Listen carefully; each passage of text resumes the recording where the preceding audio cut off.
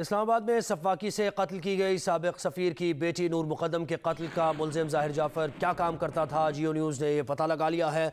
मुल्ज़िम ज़ाहिर Jafar international college consultant नामी firm का मालिक था। ज़राए का बताना है कि मुल्ज़िम ज़ाहिर जाफ़र तलबा को बैरून मुल्क तालीम के लिए मुआवनत फ़राहम करता था।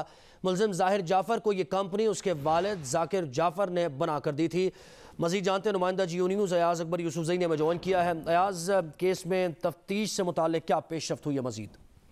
देखिए जी, तफ्तीश तो अभी जारी है। मुल्ज़िम इस वक्त रिमांड पर है, लेकिन हमने यानी जियो न्यूज़ ने ये पता लगा लिया कि ये मुल्ज़िम ज़ाहिर जाफ़र काम क्या करता था और इसकी दीगर एक्टिविटीज़ क्या थी।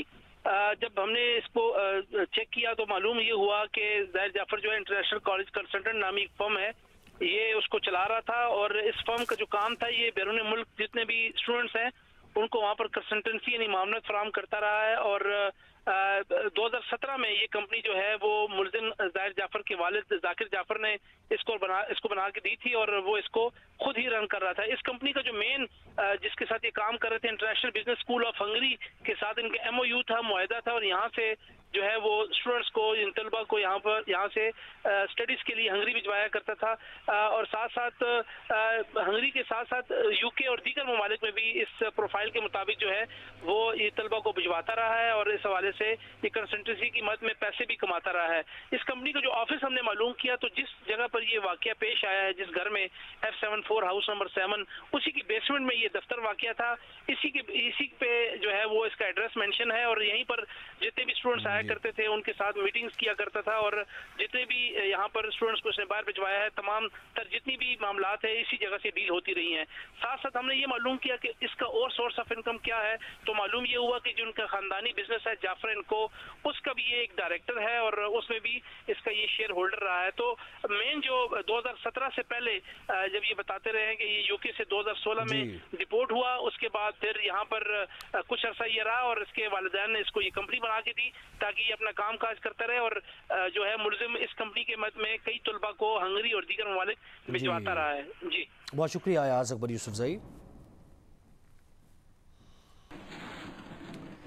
नूर मुक़द्दम के कत्ल केस में गिरफ्तार मरकजी मुल्ज़िम ज़ाहिर जाफ़र के वालिद और 2 मुलाज़मीन की अदालत में पेशी हुई। जुडिशल मजिस्ट्रेट ने चारों मुल्ज़िमान को 14 रोज़ा जुडिशल रिमांड पर जेल भिजवा दिया। मुल्ज़िमान को 10 अगस्त को दोबारा अदालत के सामने पेश करने का हुक्म दिया गया है। मुल्ज़िम के वालिद ज़ाकिर जाफ़र और वालिदा अस्मत के वकील राजा रिजवान अब्बासी अदालत में पेश हुए और उन्होंने कहा कि मुझे अपने मुवक्किलान से मुलाकात करने की इजाज़त दी जाए। राजा रिजवान अब्बासी अदालत ने उनकी इस्तदा मंजूर कर ली। मुल्ज़िमान को दोबारा कमरा अदालत में बुलाया गया और राजा रिजवान अब्बासी एडवोकेट की अपने मुवक्किलान से केस के हवाले से बातचीत भी हुई।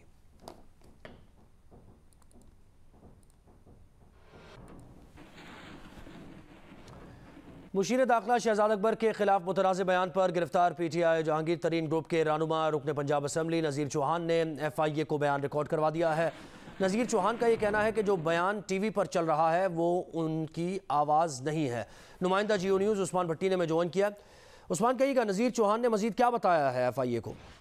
जी, जो हमारी FIA ज़राए से बात हुई है उनका ये कहना है कि आज जो मेंबर पंजाब असेंबली PTI के नज़ीर चौहान को गिरफ्तार करके लाया गया, तो जो FIA साइबर क्राइम के फोरेंसिक डिपार्टमेंट के डॉक्टर रिजवान थे, उन्होंने इंक्वायरी की नज़ीर चौहान से। उनसे पूछा कि ये आपकी ऑडियो है, तो जिस पर नज़ीर चौहान ने कहा कि ये मेरी ऑडियो नहीं है, जिस पर FIA साइबर क्राइम के फोरेंसिक डिपार्टमेंट ने ऑडियो की मजीद शवाहिद इकट्ठे करने के लिए हेड ऑफिस इस्लामाबाद जो है वो ऑडियो भिजवा दी है।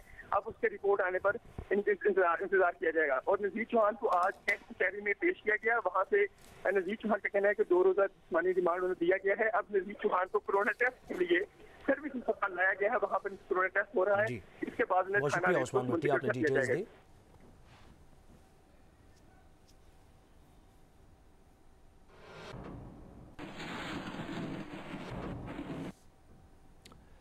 कराची में शाम 6 बजे के बाद कोई गैर ज़रूरी घर से बाहर ना निकले। वज़ीर आला सिंध ने कराची में कोरोना पाबंदियों पर सख्ती से अमल दरामद की हिदायत कर दी है। मुराद अली शाह ने IG पुलिस और कमिश्नर को हुक्म दिया कि शहर में शाम 6 बजे के बाद मुकम्मल पाबंदी लगाई जाए। ट्यूशन सेंटर्स भी फौरी बंद कराए जाएँ। पाबंदियों पर सियासी जमातों और स्टेक होल्डर्स को एतमाद में लेने के लिए कमेटी कायम कर दी गई है। इससे पहले वज़ीर आला की ज़ेर सदारत कोरोना टास्क फोर्स के इजलास में बताया गया कि कराची में कोरोना मुस्बत केसेस की शरह 26% से ऊपर चली गई है। सबसे ज़्यादा केसेस ज़िला शर्क़ी में 33%, कोरंगी में 21 और वस्ती में 20% रिकॉर्ड किए गए।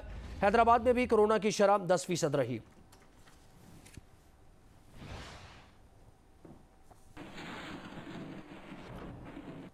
तर्जुमान सिंध हुकूमत मुर्तज़ा वहाब कहते हैं कराची में कोरोना केसेस में इस वक्त 4 गुना इजाफा हुआ है। तकरीबन तमाम निजी अस्पताल मरीजों से भर चुके हैं। डॉक्टर्स और हेल्थ केयर अमला परेशान है। विफाक पर तनकीद करते हुए मुर्तज़ा वहाब ने कहा कि दुनिया हमें आने से मना कर रही है। हमने अपने बॉर्डर एयरपोर्ट खोल दिए हैं। किसने मुल्क में सयाहत को खोला है? नारान कागान का हाल देखें, गिलगित की शरह आप देख लें।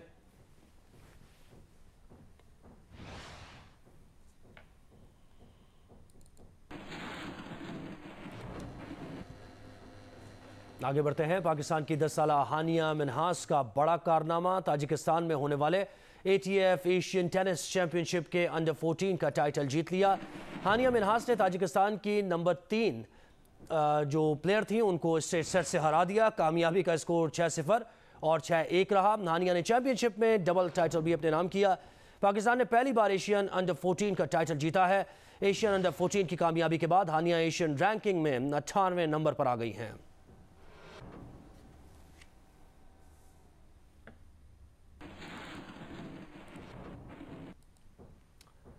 पाकिस्तान के शहरोज काशिफ दुनिया की दूसरी बुलंद तरीन चोटी K2 सर करने वाले पाकिस्तान के कम उम्र तरीन को पैमा बन गए।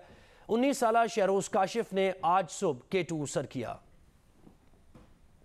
K2 और माउंट एवरेस्ट को मतलब कि वो मैंने हर हालत में K2 माउंट एवरेस्ट मैंने करना है। 13 साला बच्चे ने जो कहा सच कर दिखाया। पाकिस्तानी को पहमा शहरोज काशिफ ने सुबह 8:10 पर K2 सर कर ली। शहरोज ये कारनामा अंजाम देने वाले दुनिया के कम उम्र तरीन को पैमा बन गए।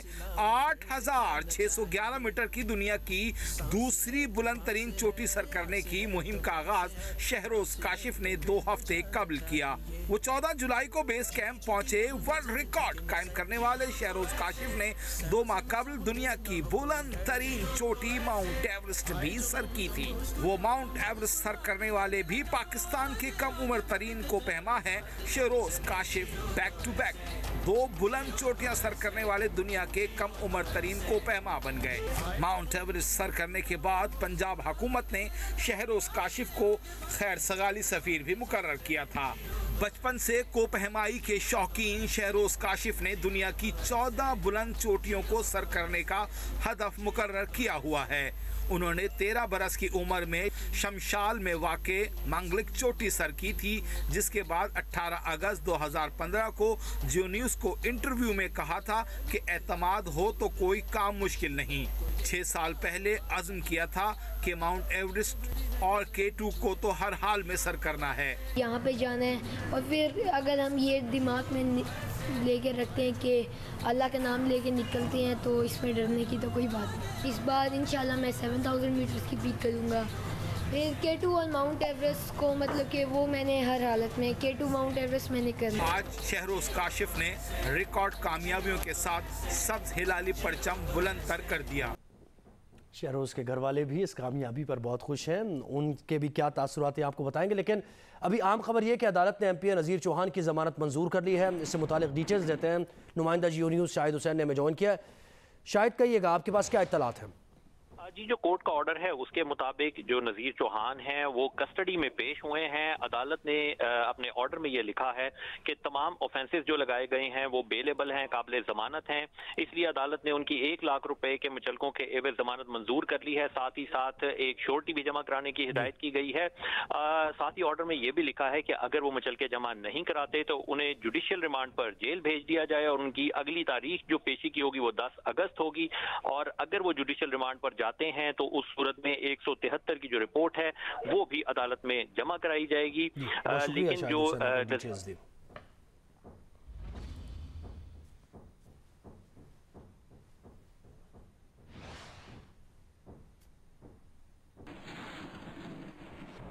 19 साला शहरोज काशिफ ने K2 सर करके नई तारीख रकम की। शहरोज काशिफ के वालिद काशिफ सलमान अपने बेटे के कारनामे पर बहुत खुश हैं। मजीद बताएंगे लाहौर में जियो न्यूज़ के नुमाइंदे सुहेल इमरान।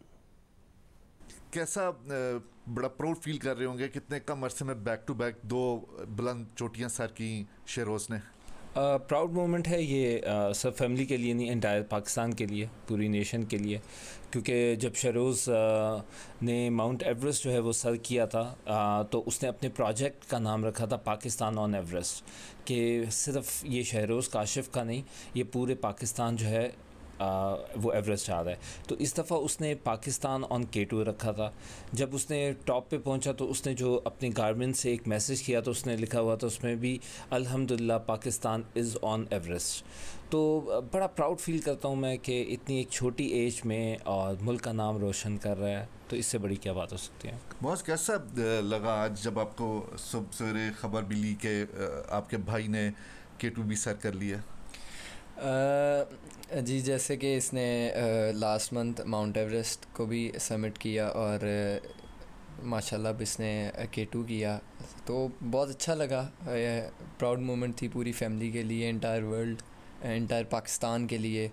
तो बस ये तो शहरोज़ जब वापस आएगा कुछ प्लान किया कि अपने फ्रेंड्स के साथ किस तरह उसकी सेलिब्रेशन भी करनी है और उसका इस्तकबाल भी करना है आपने? जी, ये तो बिल्कुल ये ज़रूर करेंगे। जिस तरह हमने पहले माउंट एवरेस्ट की बारी किया था, इस बार भी हम इंशाल्लाह ज़रूर करेंगे। सारे फ्रेंड्स वगैरह, इसके फ्रेंड्स, मेरे सब फैमिली वगैरह